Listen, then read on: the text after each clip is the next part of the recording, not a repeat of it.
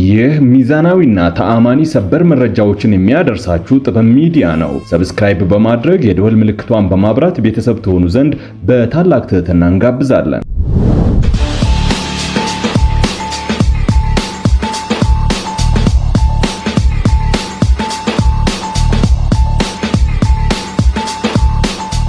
በደቡብ ትግራይ ምድርን አንቀጥቅጥ ውጊያ የተደረገ ነው። ከግንባር የደረሰንን ሰበር መረጃ በዝርዝር እናቀርበዋለን።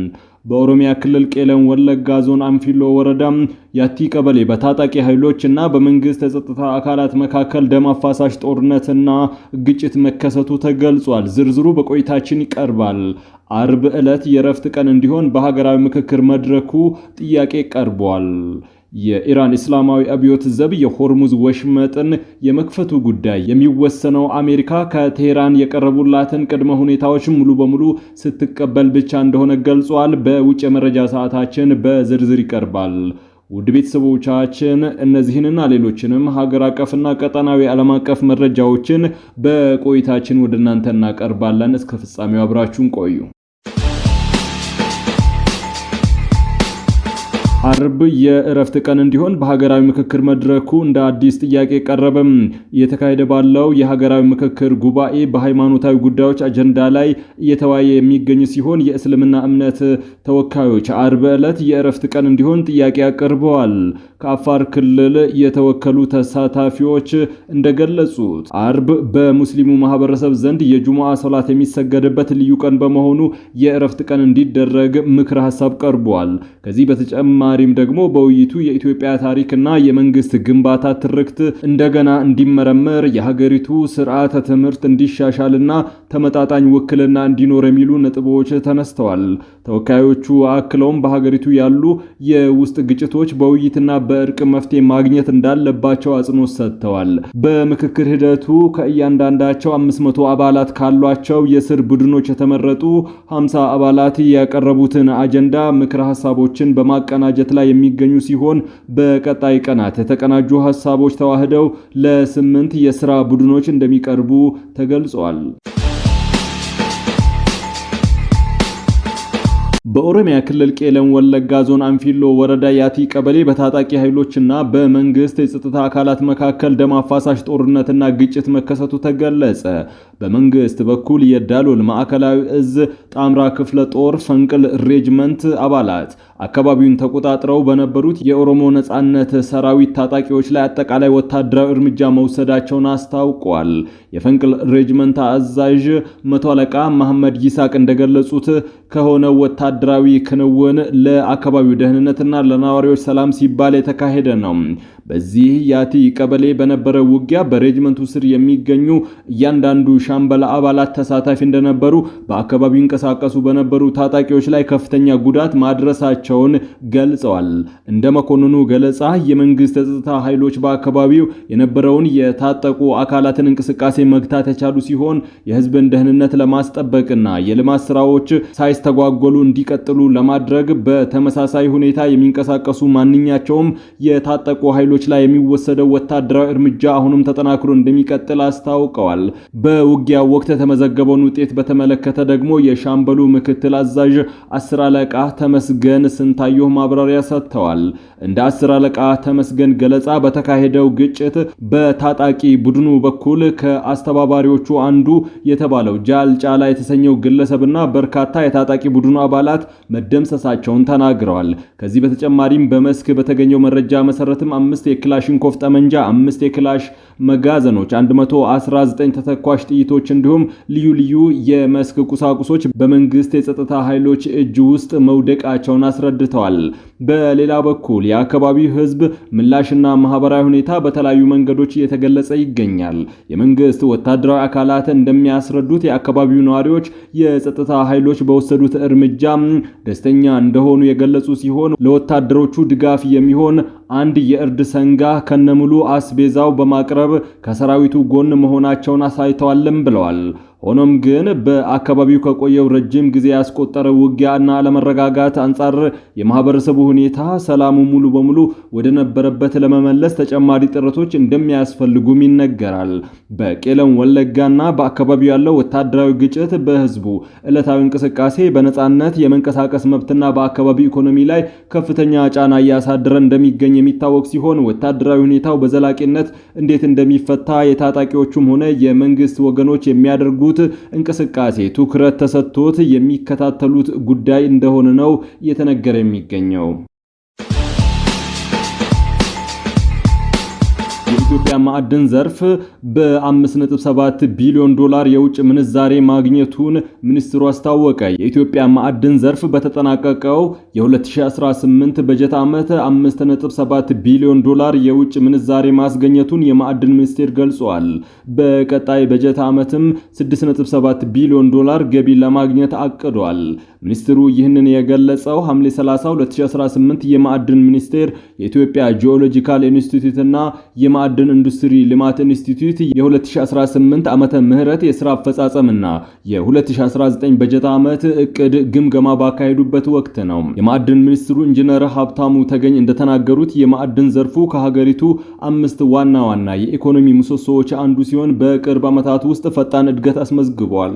በዘርፉ ለ271 ሺህ በላይ ሰዎች ቋሚ የሥራ ዕድልም ተፈጥሯል። እንደ ሚኒስትሩ ገለጻ የ2018 በጀት ዓመት የኢትዮጵያ የተፈጥሮ ጋዝ ማውጣት የጀመረችበት የመጀመሪያው ዓመት ነው። የተፈጥሮ ጋዝ በአሁኑ ወቅት በታላላቅ የሴሜትሪክ ፋብሪካዎች ውስጥ እንደ ግብአትነት እየተጠቀሙበት እንደሚገኙና በትራንስፖርት በማዳበሪያ ምርትና በኃይል ማመንጫ ዘርፎች ለመጠቀም ዝግጅት እየተደረገ እንደሆነም ገልጸዋል። ኢንጂነር ሀብታሙ አክለውም በበጀት ዓመቱ የማዳበሪያና የብረት ማቅለጫ ፋብሪካዎች ወደ ስራ መግባታቸውንና ፖታሺየምን ጨምሮ ስትራቴጂካዊ ማዕድናት ምርት ለማስጀመር ዝግጅት እየተደረገ እንደሚገኝም ተናግረዋል። ሚኒስትሩ ክልሎች በአነስተኛ ደረጃ ላሉ የማዕድን ስራዎች ፈቃድ እንዲሰጡ ስልጣን መውረዱ ለዘርፉ እድገት ትልቅ አስተዋጽኦ ማድረጉን ገልጸዋል። ሚኒስትሩ እንደገለጸው የሥራ አፈጻጸም ግምገማው የ2019 በጀት ዓመት ትኩረት የሚሹ አቅጣጫዎችን የለየ ሲሆን የቀጣይ ዓመት እንቅስቃሴዎች በ2018 በጀት ዓመት የተመዘገቡ በጎ ውጤቶችን የሚያስቀጥል ይሆናል። በትግራይና አፋር አዋሳኝ አካባቢዎች ያገረሸው ወታደራዊ ውጥረት ንጹሃንን ስጋት ላይ ጥሏል። በትግራይ ክልል ደቡባዊ ክልሎችና ከአፋር ክልል በሚዋሰኑ የድንበር አካባቢዎች አዲስ ወታደራዊ እንቅስቃሴዎችና የኃይል ግጭቶች ማገርሸታቸው ነው የተገለጸው። ከስፍራው የተገኙ መረጃዎች እንደሚያመላክቱት በክልሉ ውስጥ በሚንቀሳቀሱ የተለያዩ የታጠቁ ኃይሎች መካከል በተከሰተው ከባድ ውጊያ የንጹሃን ዜጎች ሕይወትና ንብረት ላይ ከፍተኛ አደጋ መጋረጡ ነው የተገለጸው። በአካባቢው በተካሄደው የቅርብ ጊዜ ግጭት የህወሓት ታጣቂዎችና በአፋር ክልል አዋሳኝ ድንበሮች ላይ በሚንቀሳቀሱ የትግራይ የሰላም ኃይል በተሰኙ ቡድኖች ላይ በከባድ መሳሪያ የታገዘ ሰፊ ጥቃት ተፈጽሟል። በዚህ ጥቃት ወቅትም በከባድ መሳሪያዎች በዘፈቀደ በተተኮሱ ጥይቶችና ብልጭታዎች ምክንያት በአካባቢው በሚኖሩ ንጹሃን ዜጎች ላይ የህይወት ማጣትና የአካል ጉዳት ደርሶባቸዋል። በሌላ በኩል ጥቃቱ የተፈጸመበት የሰላም ኃይል ብሎ ራሱን የሚጠራው ታጣቂ ኃይል በሰጠው ፈጣን የመልሶ ማጥቃት ምላሽ በህወሓት ኃይሎች በኩልም ከፍተኛ ሰብአዊና ቁሳዊ ጉዳት እንዳደረሰባቸውና ከነዚህ መካከልም በርካታ አዛዦችና አባላቶቹ መገደላቸውን የመስክ መረጃዎች አመላክተዋል። ይህ በድንበር አካባቢ የተከሰተው ግጭትና ድንገተኛ ሳይሆን በሰሞኑ በክልሉ ሲያንዣብ በቆየው ከፍተኛ ወታደራዊ ውጥረት ውጤት እንደሆነ ይነገራል። ህወሓት በሰሞኑ በደቡብ ትግራይ አቅጣጫ ከፍተኛ ቁጥር ያለው የሜካናይዝድ ጦርና ከባድ መሳሪያዎችን በማንቀሳቀስ ሰፊ ስምሪት ተግባር ሲያከናውን እንደነበረና ከአፋር ጋር በሚዋሰኑ የድንበር ቦታዎች ላይ አዳዲስ ምሽግ መቆፈር ስራዎችን ሲያከናውን እንደቆየ ተዘግቧል። ይህ አይነቱ ሰፊ ዝግጅትና የኃይል ድልድል በአካባቢው ሌላ ሰፊ ወታደራዊ ግጭት ሊቀሰቅስ ይችላል የሚል ከፍተኛ ስጋት በነዋሪዎች ዘንድ ፈጥሯል። በአሁኑ ወቅት በትግራይና አፋር ክልል አዋሳኝ አካባቢዎች ያለው ሁኔታ እጅግ አሳሳቢና ውጥረቱ እያየለ መምጣቱን የሚያመላክቱ ናቸው። በተለይም በክልሉ ውስጥ ያለው የፖለቲካና ወታደራዊ አለመግባባቶች ሳይፈቱ መቆየታቸው ከተለያዩ ታጣቂ ቡድኖች እንቅስቃሴ ጋር ተደራርቦ የአካባቢውን ዘላቂ ሰላም አደጋ ላይ ጥሎታል። የኢራን እስላማዊ አብዮታዊ ዘብ የሆርሙዝ ወሽመጥ መከፈት ጉዳይ የሚወሰነው አሜሪካ ከቴህራን የቀረቡላትን ቅድመ ሁኔታዎች በሙሉ ስትቀበል እንደሆነ ገለጸ። የኢራን የውጭ ጉዳይ ሚኒስትር አባስ አርጋቺ በበኩላቸው የሆርሙዝን በተመለከተ ከኦማን ጋር የሚደረግ ድርድር እየተጠናቀቀ ቢሆንም በዚህ ስምምነት ወሽመጡ ይከፈታል ማለት እንዳልሆነ ግን ተናግረዋል። በሆርሙዝ ሁለት ጫፎች የሚገኙ ኢራንና ኦማን ወሳኝ የሚደራደሩበት መንገድን በተመለከተ ሲናገሩ ቆይተዋል። ይህ ድርድር ወደ መቋጫው መቃረቡን ተከትሎ የአሜሪካ ባለስልጣናት የሆርሙዝን መከፈት አይቀሬ እንደሆነ መናገራቸው ተዘግቧል።